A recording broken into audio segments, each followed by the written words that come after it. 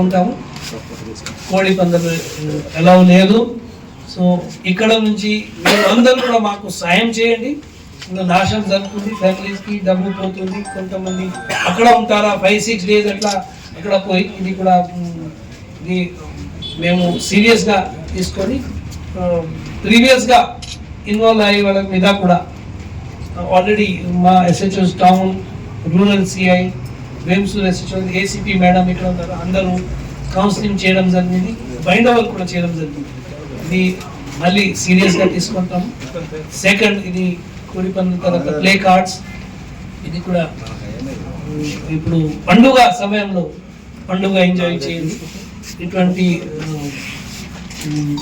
Wrong play card కోడి పందుల మీద ఇన్వాల్వ్ కాకుండా చూసుకోండి. బికాస్ పోలీస్ తరఫు నుంచి మేము అయితే సీరియస్గా కేసు తీసుకుంటాం.